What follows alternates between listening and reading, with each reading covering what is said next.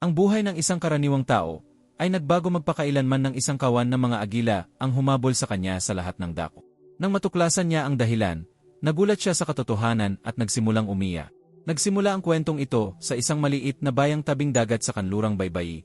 Si Mitchell Thornton ay nagtatrabaho bilang tagapangasiwa sa isang abalang pantala.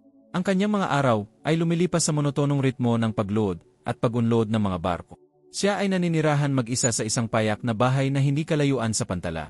Si Mitchell ay nagigising tuwing umaga ng 5:30 ng umaga upang magsimulang magtrabaho sa kanyang unang shift. Ang kanyang apartment ay nasa ikalawang palapag ng isang lumang brick na gusal. Mula sa bintana ng kanyang kwarto, makikita niya ang daga. Si Mitchell ay kadalasang nagigising sa mga sigaw ng mga sigol. Ang bahay ay may mga pangunahing gamit lamang, isang metal na kama, isang baling sofa, isang maliit na tea, at isang compact na kusina. May mga larawan ng mga barko sa mga dingding. Si Mitchell ay nagtatrabaho sa pantalan sa loob ng 10 taon. Sa panahong iyon, inipon niya ang lahat ng mga dokumento ng pag-download. Alam niya ang bawat sulok ng pantalan at naalala ang mga pangalan ng lahat ng kapitan ng barko. Siya ay pinahahalagahan dahil sa kanyang malasakit at pakiramdam ng responsibilidad. Siya ay iginagalang ng kanyang mga kasamahan dahil sa kanyang integridad at tapat na pakikitungo. Sa araw na iyon, napakalamig mula pa sa simula ng Oktubre. Ang hangin mula sa dagat ay dumaan hanggang buto at ang langit ay tinakpan ng mga ulap na kulay abo. Isinuong ni Mitchell ang kanyang lumang jacket sa trabaho at nagsama ng isang dermos na may mainit na cup. Amoy ang alat at mga alga sa hangin. Ang mga alon ay dumadagundong sa mga konkretong blok ng bangketa. Nang dumating si Mitchell sa trabaho, ang unang ginawa niya ay suriin ang schedule ng mga barko. 3 barkong pangkargamento ang inaasahan sa araw na iyo. Pumunta siya sa pier upang suriin ang mga ayos ng pagkakabit. Ang hamog sa umaga ay dahan-dahang nawawala sa ibabaw ng tubig at ang araw ay nagsisimulang sumilip mula sa horizon. Sa puntong iyon, napansin ni Mitchell ang isang nag-isang bald eagle sa bangketa. Ang ibon ay nakatigil na parang isang estatwa. Ang kanyang puting ulo na parang nyebe ay tumutok sa kanyang madilim na balahibo. Mukhang masyadong malaki ang agila. Ang kanyang matalim na tingin ay nakatutok sa tubig at ang kanyang mga pangil ay mahigpit na nakakapit sa metal na gilid ng bangketa. Pumigil si Mitchell sa ilang metro mula sa ibon. Hindi pa siya nakakakita ng agila ng ganoon kalapit. Ang mga balahibo ng ibon ay kumikislap ng kulay tansyento sa sinag ng umaga. Ang agila ay lumingon at tiningnan si Mitchell. Nagtagpo ang kanilang mga mata sa loob ng ilang matagal na segundo. Sa sandaling iyon, naalala ni Mitchell ang kanyang almusal. Mayroon siyang sandwich na may karne ng baboy sa kanyang bulsa. Dahan-dahang, nang hindi gumagawa ng anumang matalim na galaw, inilabas niya ito. Ang agila ay pinagmamasdan ang bawat galaw ni Mitchell. Ikinukuwintas ang ulo ng bahagya upang sundan ang kanyang bawat pagkilos. Sa ikinagulat ni Mitchell, hindi umalis ang ibon nang maingat niyang inilagay ang isang piraso ng karne sa gilid ng pie. Sa halip, initilt ng agila ang ulo sa gilid. Ang mga mata nito ay pinag-aaralan ang pagkain na inaalo. Pagkatapos, dahan-dahang lumapi ang ibon at malumanay na pinatong ang mga pangil nito sa konkretong daan. Ang mga galaw ng agila ay maingat at mabangis. Ninahawakan ni Mitchell ang hininga ng ang ibon ay lumapit sa karne. Sa isang mabilis na galaw, kinuha ng ibon ang pagkain, humakbang paatras, at nilunok ng mabilis ang premyo bago lumipad palayo. Kinabukasan, bumalik muli ang agila. Sa ikinagulat ni Mitchell, nakita niyang muli siya sa parehong lugar at umupo sa parehong posisyon. Para bang inantisipate ang pangyayaring iyon, bumili si Mitchell ng sariwang karne mula sa tindahan sa daan patungo sa trabaho. Sa pagkakataong ito, mas mabilis na lumapit sa kanya ang ibon at ipinakita ang higit pang tiwala sa bawat galaw nito. Ilang araw pagkatapos nito, nagsimulang mapansin ng mga kasamahan ni Mitchell ang kakaibang kilos niya. Nakita nila siya na pinapakain ang agila tuwing umaga. Ang iba ay nagsabi na seryoso siya, samantalang ang iba naman ay namangha sa nangyayari. Pinayuhan siya ng shift manager na mag-ingat. Ngunit walang nakapigil kay Mitchell na pakainin ang ibon. Pagkalipas ng isang linggo, tinanggap na ng agila ang pagkain mula mismo sa kamay ni Mitchell. Nangangailangan ito ng ganap na tiwala mula sa parehong pani. Natutunan ni Mitchell kung paano magdala ng karne ng tama. At natutunan ng agila kung paano kumain na maingat, nang hindi tinatamaan ang pagkain gamit ang mga pangil nito. Mabilis na kumalat ang balita tungkol sa taong naging kaibigan ng isang ligaw na agila sa buong pantala. Dumadating ang mga manggagawa ng mas maaga upang makita ito ng kanilang mga maa. Ang mga larawan ni Mitchell, kasama ang agila ay lumabas sa mga billboard. Ang iba ay tinawag pa siyang Agila Charman. Isang umaga, nakita ni Mitchell hindi isa, kundi 5 mga agila. Sila ay nakaupo sa iba't ibang antas sa kahabaan ng bangketa. Lahat ng mga ibon ay magkapareho ang hitsura, ngunit bawat isa ay may kanya-kanyang katangya. Isang agila ang mas malaki kaysa sa iba, at ang huling agila ay may maliit na peklat sa tuka. Ang mga agila ay hindi lamang natatakot kay Michael, kundi sinusundan din siya sa buong pantala. Nang pumasok siya sa gusali, ang mga ibon ay lumipad sa ibabaw ng bubong. Habang nagunload ng mga barko, ang mga agila ay naupo sa mga container at pinagmamasdan ang paligid. Wala silang ipinapakitang agresyon, ngunit obserbahan lamang ang lahat ng nangyayari sa paligid. Ang sitwasyon ay nagiging mas kakaiba araw-araw. Hindi nagtagal, nagsimula ang mga agila na lumapit sa bahay ni Michael at umupo sa mga bubong ng mga kalapit na baha. Sila ay nagsimulang magbigay anino sa gabi, at sa umaga, sinusundan nila siya papuntang trabaho, lumilipad sa ligtas na distansya. Ang kuryosidad ni Michael tungkol sa kakaibang kilos ng mga ligaw na ibon ay tumataas araw-araw.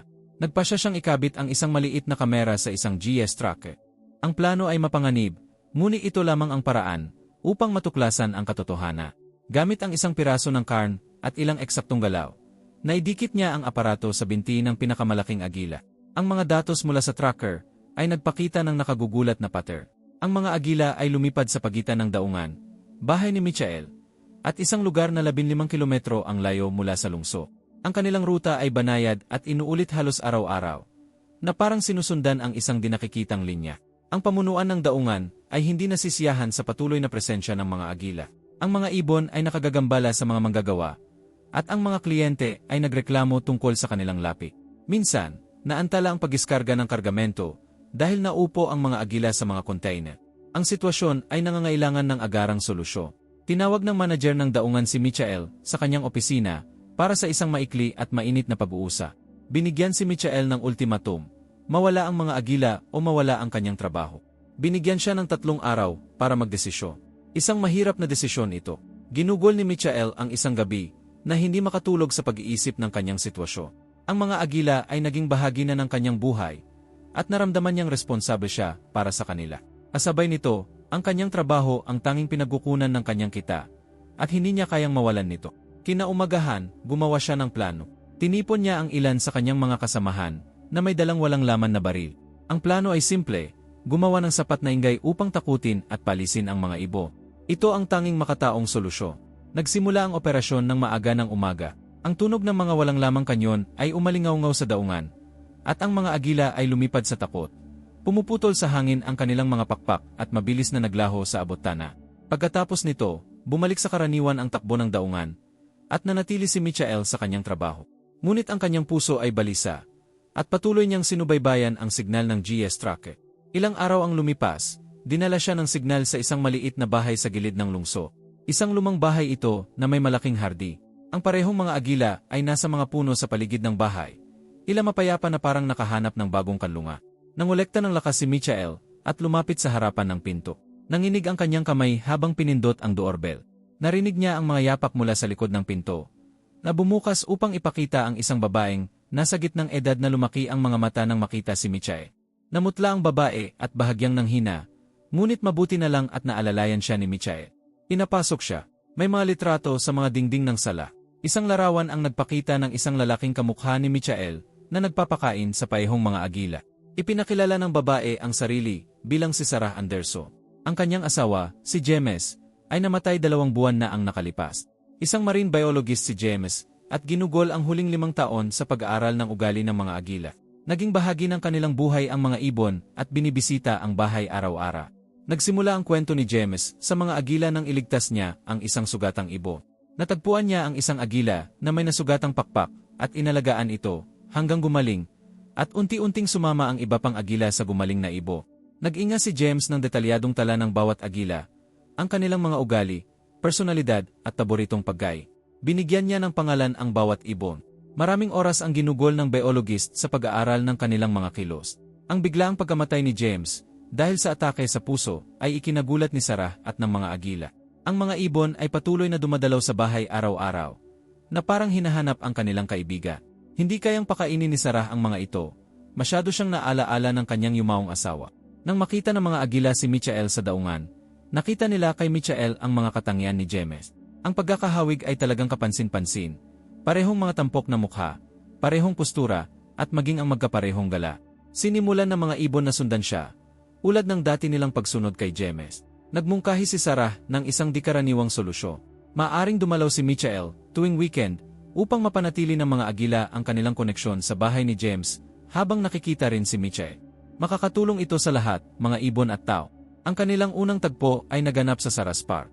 Nagdala si Michael ng sariwang karne at bumaba mula sa mga puno ang mga agila ng walang tako. Pinanood ni Sarah habang may luha sa kanyang mga mata na parang ang nakaraan at kasalukuyan ay nagsanib bilang isa. Sa paglipas ng panahon, nabuo ang isang bagong tradisyon. Tuwing weekend, binibisita ni Michael si Sarah at magkasama nilang pinapakain ang mga agila. Ikinuwento ni Sarah ang mga kwento tungkol kay James habang ibinabahagi ni Michael ang kanyang mga obserbasyon. Isang tunay na pagkakaibigan ang nabuo sa pagitan ng dalawa. Hindi na nagpakita ang mga agila sa daunga. Naintindihan nila ang bagong kayusan. Tuwing weekend, nagtitipon sila sa Sarah's Park habang nangangaso naman sa paligid sa buong linggo, tulad ng karaniwang mga ligaw na ibon. Ipinakita ni Sarah kay Michael ang mga gawaing pananaliksik ng kanyang asawa. Ang opisina ni James ay puno ng daan-daang litrato na nagdodokumento sa buhay ng bawat agila. Lumikha siya ng mga detalyadong mapa para sa kanilang paglalakbay at naitala ang lahat ng kanyang mga obserbasyon. Ang pinakamatandang agila na tinawag ni James na Harry, ang unang ibon na iniligtas niya. Si Harry ay may natatanging peklat sa tuka at laging naunang dumating at huling umaalis. Sa mga ibon, mayroong isang pares na maliliit na agila na sumali sa grupo, isang taon na ang nakalilipas. Naniniwala si James na sila ay mga supling ng mas matatandang ibon. Ang maliliit na agila ay mas malilikot at madalas na gumagawa ng mga trick sa ere sa itaas ng park. Unti-unting inayos ni Sarah ang hardin. Nagdagdag ng mga espesyal na perch para sa mga ibon at mga bagong feeder. Lumikha siya ng maliit na lawa sa isang tahimik na sulok at ginawang isang tunay na paraiso para sa mga ibon ang lugar. Tinulungan ni Michael na idisenyo ang parke, kung saan naging kapaki-pakinabang ang kanyang karanasan sa daunga. Pinatibay niya ang mga pugad ng ibon, nagtayo ng mga bagong kainan, at inayos ang lumang puga. Unti-unting nasanay ang mga kapitbahay sa kakaibang sitwasyon, at marami ang dumalaw upang makita ang mga agila. Ang mga bata mula sa kalapit na mga bahay ay madalas na tumatambay sa bakod, habang si Sarah ay umiikot at nagkukuwento tungkol sa mga agila. Ang bawat agila ay may kanya-kanyang personalidad. Isang ibon ang palaging naupo sa isang partikular na sanga ng puno ng mansanas. Isa pang ibon ang laging huli sa pagkuha ng kanyang bahagi. At ang ikatlo ay may kakaibang huni kapag nakikita si Michael. Isang taon na ang lumipas mula noong unang tagpo ni Michael sa mga agila. Maraming nagbago sa panahong iyo. Napagtagumpayan ni Sarah ang kanyang kalungkutan sa pagkamatay ng kanyang asawa. Natagpuan ni Michael ang bagong layunin sa buhay. At ang mga agila ay nakahanap ng bagong tahana. Ang kwento ni Michael sa daungan ay naging alama. Ang mga bagong manggagawa ay nakikinig ng may pagtataka sa mga kwento ng lalaking naging kaibigan ng mga agila. Kahit na ang ilan ay nagdududa pa rin sa kwento. Sinimulan ni Sarah na ayusin ang mga pala ng kanyang asawa at pinaplano niyang maglathala ng isang libro tungkol sa kanyang pananaliksik sa mga ibo. Tinulungan siya ni Michael sa pag-aayos ng mga pala at magkasama nilang itinuloy ang trabaho ni James. Isang araw, natuklasan nila ang isang hindi natapos na artikulo ni James tungkol sa kakaibang pag-ugali ng mga agila sa lipunan, na naglalahad ng kanilang kakayahang bumuo ng matibay na ugnayan, hindi lamang sa isa't isa, kundi maging sa mga ta. Lalo nang nagustuhan ni King, ang pinuno ng mga agila, si Michael, at madalas na naupo malapit sa kanya, habang nagtatrabaho siya sa hardi. Minsan, sinusundan ng agila ang kanyang kotse, hanggang sa pangunahing kalsada. May espesyal na relasyon silang dalawa. Napansin ni Sarah na ang mga batang agila ay nagsimulang magtayo ng kanilang mga pugad sa malapi. Isang bihirang tanawin para sa mga ligaw na ibo. Pinili nila ang matataas na puno sa paligid ng bahay, at unti-unting dumami ang kanilang bilang. Mas maraming oras ang ginugol ni na Michael at Sarah na magkasama, na nagbuklod dahil sa kanilang magkapaihong interes sa mga ibo. Sa pagtatapos ng ikalawang taon, ang lugar sa paligid ng bahay ni Sarah ay naging isang dipormal na protektadong lugar, at sinuportahan ng mga lokal na awtoridad ang pagtatatag ng isang sentrong pang-edukasyon. Tuwing gabi, habang pinapanood ang paglubog ng araw, pinag-iisipan ni Michael ang kadena ng mga pangyayari na nagdala sa kanya sa lugar na iyo. Ang isang hindi inaasahang pagkikita ay nagbago ng buhay ng maraming tao. Ang nag-iisang agila sa daungan ay nagbunga ng isang kamanghamanghang kwento. Madalas sabihin ni Sarah na magiging masaya si James kung makita niya ang lahat ng ito. Ang kanyang pangarap na lumikha ng isang lugar kung saan maaaring mamuhay ng magkasundo ang mga tao at ibon ay natupad, kahit na hindi sa paraang kanyang pinlano. Ngayon, kapag may nagtanong kay Michael tungkol sa kanyang hindi pangkaraniwang kwento, ngumingiti na lamang siya at iniimbitahan silang bumisita upang makita nila mismo. Dito, maaaring maniwala ang lahat na may mga himala, kailangan mo lamang maging bukas sa kanila.